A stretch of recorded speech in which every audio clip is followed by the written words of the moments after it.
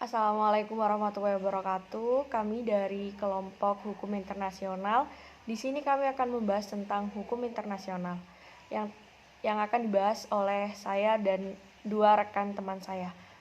Sebelumnya perkenalkan, nama saya Safalula Kamila dengan NIM 200202110 dari Prodi Hukum Ekonomi Syariah kelas D. Nah, untuk selanjutnya saya di sini akan membahas tentang hukum perdata internasional. Menurut Profesor Van Brakel mengatakan bahwa pengertian hukum perdata internasional adalah hukum nasional yang dibuat untuk hubungan-hubungan hukum internasional.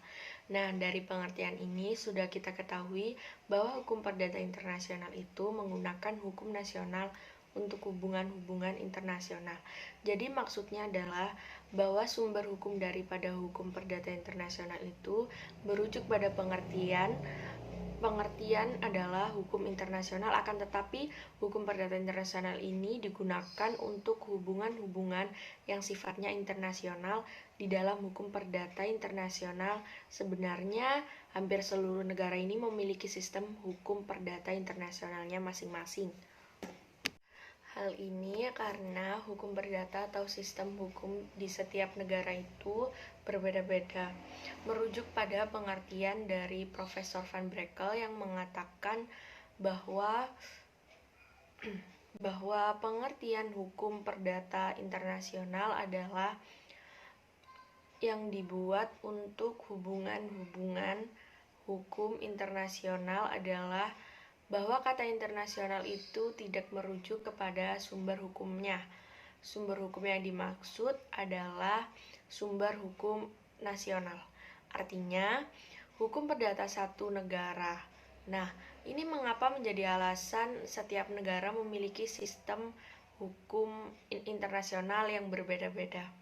Karena setiap negara memiliki ketentuan hukum perdatanya masing-masing.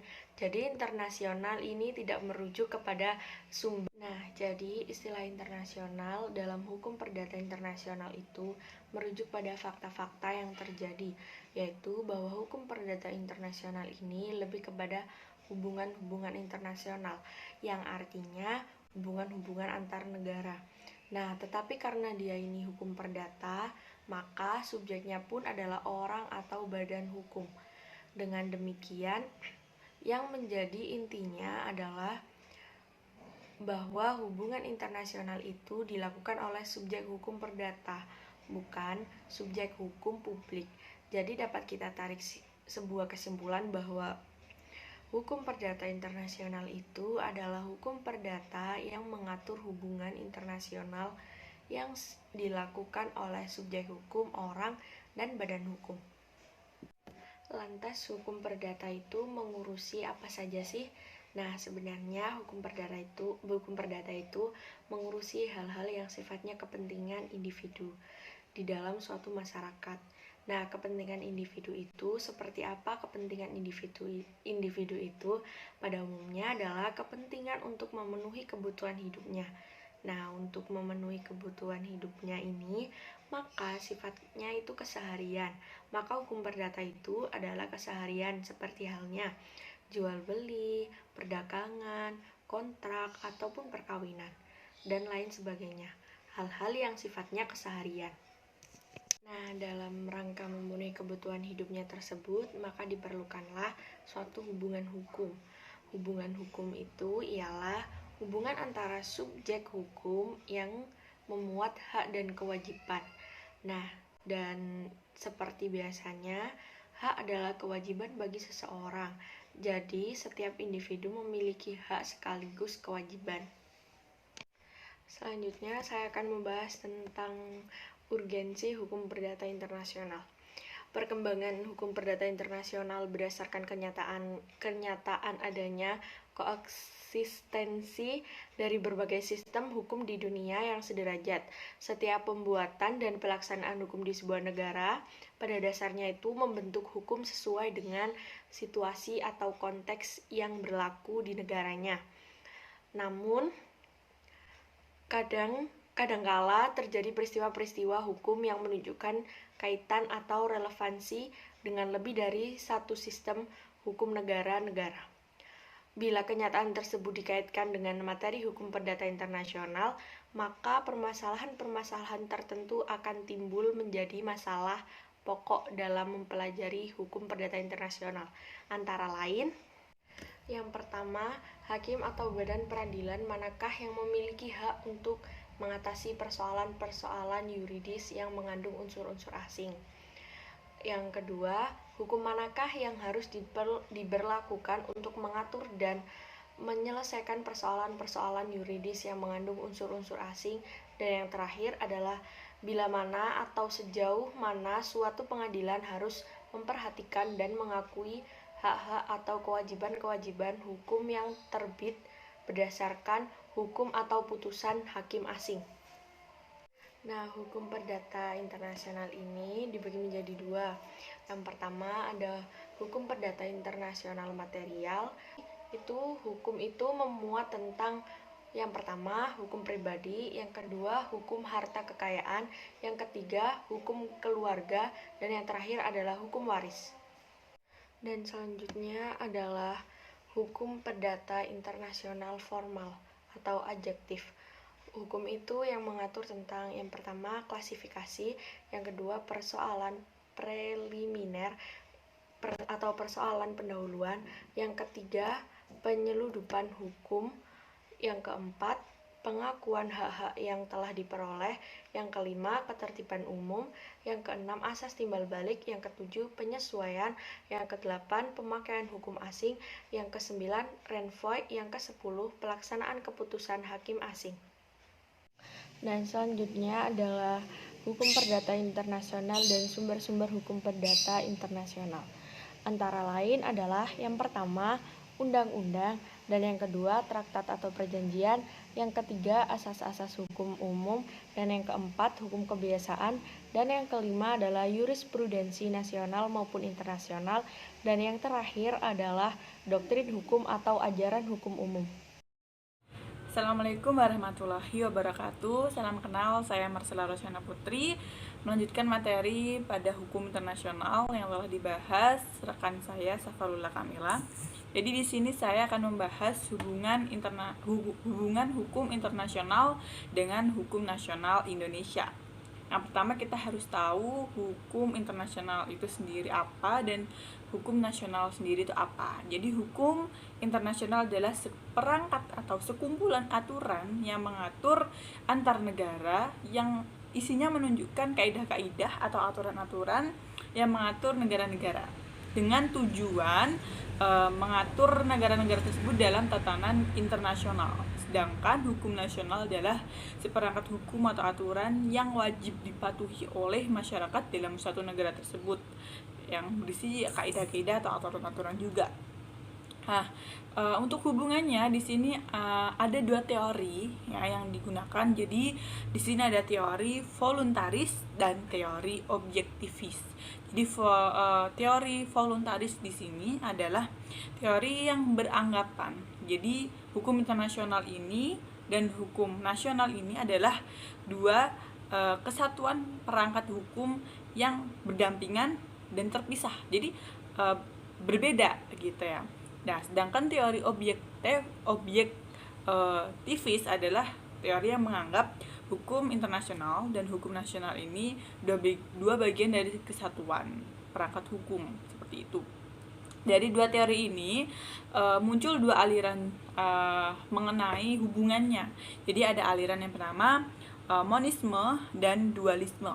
Dari monisme ini hukum internasional dan hukum nasional merupakan dua bagian dari kesatuan yang lebih besar, yakni mengatur masyarakat. Jadi intinya mereka itu sama gitu, untuk mengatur masyarakat. Di sini ada dua anggapan dalam aliran monisme, ya. Ini ada monisme dengan primat hukum internasional. Jadi kalau monisme dengan primat hukum internasional itu adalah hukum internasional itu dijadikan sumber atau dasar dalam hukum nasional. Jadi hukum nasional itu harus melihat di dalam hukum internasional ini berlawanan enggak, kita mengambil sumbernya dari hukum internasional. Yang kedua ada monisme dengan primat hukum nasional. Jadi Di sini maksudnya hukum internasional itu harus bersumber dari hukum nasional. Contohnya dalam satu kasus itu diputuskan dari negara tersebut atau hukum nasional yang berlaku di dalam negara tersebut. Dalam aliran kedua atau dualisme, di sini menyebutkan hukum internasional dan hukum nasional itu adalah dua bagian yang sangat berbeda. Ya, baik sistemnya, subjek, sumber. Ya, di sini dari subjeknya, hukum internasional subjeknya itu negara-negara. Sedangkan hukum nasional sumbernya adalah manusia atau per individu.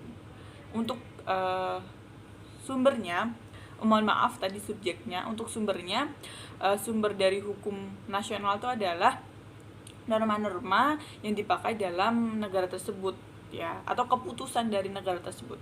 Sedangkan untuk hukum internasional itu sumbernya adalah perjanjian antar negara. Sedangkan untuk prinsipnya, hukum nasional itu prinsipnya dikembalikan pada konstitusi negara. Sedangkan untuk hukum internasional itu prinsipnya adalah kesepakatan bersama antar negara-negara tersebut. Melanjutkan materi mengenai hukum internasional. Di sini yang kedua, saya membahas mengenai hubungan dan irisan hukum adat dengan hukum perdata ekonomi atau hukum ekonomi yang ada di Indonesia. Tapi seperti yang kemarin, pertama kita bahas hukum adat itu apa. Jadi hukum adat itu adalah rangkaian aturan yang mengatur tingkah laku masyarakat pribumi atau masyarakat asli Indonesia, yang isinya juga menimbulkan sanksi bagi pelanggarnya. Jadi mengatur tingkah laku masyarakat. Nah, di setiap daerah di Indonesia pasti berbeda-beda hukum adatnya karena perbedaan geografi, suku, budaya, seperti itu. Sedangkan hukum perdata ekonomi nasional itu adalah keseluruhan kaidah, aturan, norma yang dibuat oleh lembaga pemerintah atau penguasa masyarakat yang mengatur pergaulan, kehidupan, dan kegiatan perekonomian yang ada di Indonesia. Yang dimaksud perekonomian di sini adalah usaha manusia untuk memenuhi kebutuhan hidupnya. Namun kita juga harus tahu undang-undang apa saja yang mengatur mengenai perekonomian yang ada di Indonesia. Di sini ada yang paling basic, pasal 33 UUD 1945 yang menyebutkan perekonomian disusun sebagai usaha bersama berdasarkan asas kekeluargaan. Yang kedua, cabang-cabang produksi yang penting bagi negara dan yang menguasai hajat hidup orang banyak dikuasai oleh negara.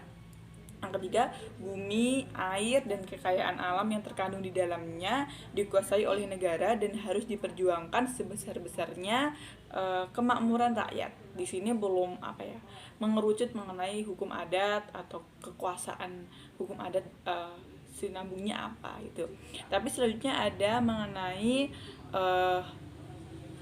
pasal 9 UU nomor 24 tahun 2019 mengenai ekonomi kreatif, menyebutkan pemerintah dan atau pemerintah daerah bertanggung jawab dalam mengembangkan ekosistem ekonomi kreatif. Di sini juga belum mengerucut tapi sudah membahas mengenai pemerintah daerah yang bertanggung jawab mengembangkan ekosistem ekonomi kreatif. Selanjutnya ada Undang-Undang Nomor 5 Tahun 1960 UUPA. UUPA itu adalah Undang-Undang Pokok Agraria. Pasal 5 menyantumkan hukum agraria yang berlaku atas bumi, air, dan ruang angkasa ialah hukum adat sepanjang tidak bertentangan dengan kepentingan nasional dan negara yang berdasarkan atas asas persatuan dan kesatuan dengan sosialisme dan seterusnya. Di sini sudah mengerucut dan membahas mengenai hukum adat. Jadi hukum agraria adalah hukum penguasaan atas bumi, air, kekayaan, dan ruang angkasa. Di sini disebutkan ialah hukum adat. Jadi penguasaan atas bumi, air, kekayaan alam, ruang angkasa itu hukum adat masuk di dalamnya.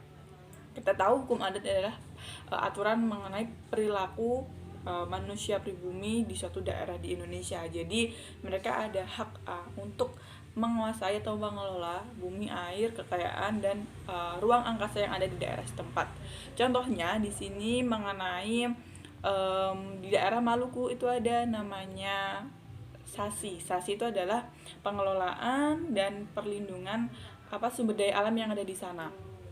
Di situ mereka salah satunya ada melarang masyarakat untuk mengambil kekayaan alam laut sebelum adanya pembuka SASI atau tutup SASI. Maksudnya buka SASI di sini adalah mereka diizinkan untuk mengambil kekayaan seperti mengambil ikan, kekayaan-kekayaan yang ada di laut, dan nanti ada waktunya tutup SASI, jadi mereka dilarang. Tujuannya adalah mereka melestarikan namanya ikan lompa, jadi ikan khas sana, agar mereka waktu buka SASI itu maksimal memanen ikan lompa di situ.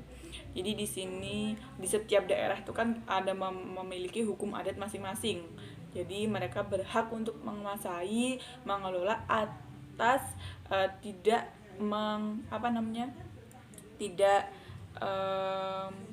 bertentangan dengan hukum negara atau kepentingan nasional. Selanjutnya di sini ada hubungan mengenai hukum benda dalam hukum internasional. Jadi hukum internasional membahas mengenai benda itu seperti apa. Jadi di sini ada pengklasifikasian benda dalam hukum internasional, yakni yang pertama ada benda tetap atau tidak bergerak ya, atau disebut juga immovables. Dan yang kedua ada benda bergerak atau movables. Nah, asas dalam pengklasifikasian ini juga ada dua. Yang pertama, asas hukum atas gugatan atau benda diajukan atau yang disebut dengan lex fori. Jadi benda itu diajukan untuk jadi benda apa, itu asasnya atau gugatan. Terus ada asas hukum tempat benda berada atau terletak, itu lex situs atau lex reicite. Jadi benda itu terletak di mana, atau keberadaannya di mana, itu juga sebagai asas yang bisa disebut benda bergerak atau benda tetap atau tidak bergerak. Untuk penetapan klasifikasi itu juga ada berdasarkan yang pertama hukum tempat pemegang hak benda tersebut berkewarganegaraan, jadi nasionalitas. Jadi benda itu contohnya berada di daerah di suatu negara, yaitu berarti berdasarkan negara tersebut, nasionalitasnya berdasarkan negara tersebut.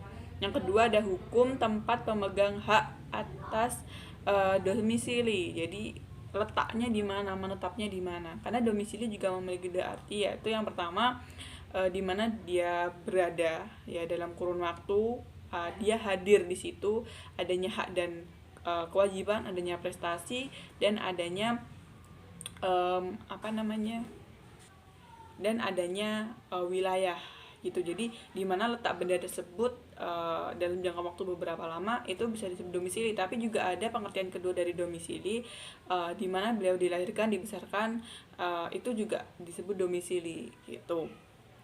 Yang ketiga itu berdasarkan hukum tempat benda itu terletak atau lex situs. Jadi benda itu sekarang di mana posisinya, itu sebagai dasar pengklasifikasian benda bergerak dan benda tak bergerak atau benda tetap. Untuk benda tetap atau tidak bergerak, asas umum yang diterima itu adalah berdasarkan asas lex reicite atau tempat benda itu ada atau terletak. Nah, Indonesia juga menganut asas ini. Jadi benda itu terletak di mana, ya itu diakui sebagai benda tak bergerak ya. Di sini kalau yang di Indonesia yang termasuk benda tak bergerak itu yang pertama ada tanah ya. Tanah, terus yang kedua ada sesuatu yang melekat atau menyatu dengan tanah. Ya berarti bisa tanaman, berarti juga bisa rumah, karena mereka maksudnya di sini tak bergerak tuh nggak mudah dibawa kemana. Misalnya kita memiliki hak untuk memilikinya berupa kayak sertifikat atau hak milik seperti. Termasuk juga benda tak bergerak di sini adalah mesin dalam pabrik-pabrik besar. Kenapa mesin termasuk benda tak bergerak? Karena mesin itu terikat dalam perusahaan tersebut. Jadi mereka beroperasional dalam jangka waktu, kurun waktu yang mereka nggak mudah langsung kayak nggak digunakan seperti. Jadi mereka terikat gitu, lebih menetap ya di situ. Terus ada juga hak memakai atas benda bergerak, jadi hak milik tadi gitu ya. Untuk benda tak berwujud dalam hukum internasional meliputi hutang piutang, hak milik industri, hak milik intelektual. Jadi mereka yang nggak berwujud ya, seperti itu. Kurang lebihnya itu pemaparan dari saya mengenai hubungan hukum internasional dengan hukum nasional, terus hubungan hukum adat dengan hukum perdata ekonomi nasional, dan hukum benda dalam hukum internasional. Hukum perikatan dalam hukum perdata internasional. Pada umumnya, yang termasuk dalam hukum perikatan perdata internasional ada dua, yaitu 1. Hukum internasional kontrak. 2. Hukum perbuatan melawan hukum. Hukum kontrak internasional. Hukum yang dipakai untuk mengatur kontrak adalah prinsip Freedom of Contract PS 1338 1 BW, yaitu para pihak diberikan kebebasan untuk hukum apa yang dipakai untuk mengatur kontrak mereka. Tetapi hukum yang dipilih hanyalah untuk mengatur pelaksanaan kontraknya. Sebagai contoh, bagaimana pengiriman barangnya, dan lain-lain. Dan sanksinya yang terkait terhadap perjanjiannya, contohnya penyitaan dan lain-lain. Hukum yang dipilih untuk mengatur syarat sahnya perjanjian seperti kecakapan para pihak ditentukan oleh hukum nasional pihak masing-masing. Jadi apabila menurut hukum nasional para pihak tidak cakap, maka perjanjian bisa dibatalkan. Yang kedua, sebab yang halal. Contohnya pihak Indonesia dan pihak asing ingin mendirikan sebuah kasino di salah satu pulau Indonesia. Meskipun kesepakatan hukumnya menggunakan hukum pihak asing, hukum pihak asing itu tidak bisa melanggar ketertiban umum yang ada di Indonesia karena kasino itu haram di Indonesia. Selanjutnya, hukum yang sudah dipilih para pihak itu dituliskan, mau itu secara eksplisit atau tegas, dituliskan dalam pasal Choice of Law atau Governing Law dalam kontrak para pihak. Para pihak boleh memilih lebih dari satu hukum untuk kontrak mereka, ataupun secara implisit atau tersirat, tidak dituliskan dengan tegas, namun tersirat dari bentuk dan isi kontraknya. Contoh perjanjian asuransi syariah, perbankan syariah, dan juga menundukkan diri pada hukum Islam. Batas-batas pilihan hukum dalam kontrak. 1. Pilihan hukum para pihak tidak mengatur syarat formal perjanjian. Hukum yang mengatur syarat formal perjanjian adalah hukum tempat di mana kontrak dibuat. Yang kedua, pilihan hukum para pihak tidak boleh bertentangan dengan hukum yang memaksa, mandatory law. Contoh, kontrak kerja di Indonesia antara WNI dan WNA tidak boleh bertentangan dengan UU Tenaga Kerja. Yang kedua, yaitu hukum yang berlaku untuk perbuatan melawan hukum. Dalam praktek di Pengadilan Negeri Indonesia, hukum yang berlaku untuk mengatur sengketa perbuatan melawan hukum yang mengandung unsur asing adalah lex fori, atau sistem hukum dari tempat di mana persoalan hukum diajukan sebagai perkara, atau hukum yang berlaku adalah hukum dari negara di mana pengajuan gugatan dimasukkan. Hukum acara perdata internasional. Pengadilan menerapkan aturan-aturan hukum acara perdatanya sendiri atau lex fori terhadap suatu kasus yang melibatkan elemen hukum asing yang relevan yang dihadapkan kepadanya, meskipun substansinya diatur oleh hukum asing tertentu. Contoh kasus hukum perdata internasional. Jadi yang saya ambil di sini adalah contoh kasus pelaksanaan putusan asing, yaitu perampasan aset Century di Hong Kong yang memakan waktu lama. Berdasarkan sumber kompas.com, Wakil Menteri Hukum dan Hak Asasi Manusia Denny Indrayana mengatakan, keberhasilan pemerintah Indonesia untuk merampas aset para mantan pemilik Bank Century yang dikabulkan oleh Pengadilan Tinggi Hong Kong adalah sebuah pencapaian. Kendati demikian, ia mengatakan proses perampasan aset tersebut akan memakan waktu yang lama. Cuma kalau bicara soal proses hukum memang lama, nggak ada proses yang instan, kata Denny kepada wartawan di Hotel Bidakara Jakarta, Selasa 18 Februari 2014. Denny mengatakan proses hukum Hong Kong dengan Indonesia relatif lama. Proses hukum itu, kata dia, meliputi pengadilan tingkat pertama, banding dan kasasi akan memakan waktu bertahun-tahun. Dalam konteks perampasan aset di Hong Kong, mantan staf khusus Presiden SBY itu mengatakan, saat ini baik pihak pemerintah Indonesia maupun pihak lawan sedang berada dalam tahap banding. Pemerintah, kata Denny, menginginkan jumlah perampasan aset lebih dari 48 miliar. Kita merasa lebih dari itu seharusnya yang diberikan pemerintah Indonesia melalui argumentasi kita di pengadilan, imbuhnya. Seperti diketahui, Pengadilan Tinggi Hong Kong mengabulkan permintaan pemerintah Republik Indonesia merampas Bank Century di Hong Kong Senin 17 Februari 2014. Nilai aset itu 4.076.121 dolar AS atau sekitar 48 miliar berdasarkan kurs sekarang. Permintaan MLA diajukan pemerintah berdasarkan putusan Pengadilan Negeri Jakarta Pusat bernomor 339 PIT B 2010 PN JKT PST tahun 2010. Putusan itu berisi perintah perampasan aset yang dimiliki dan berada di bawah kendali mantan pemilik Bank Century, yakni Rafat Ali Rizvi, Hesam Al-Warraq, dan Robert Tantular, serta pelaku kasus Century lainnya di Hong Kong.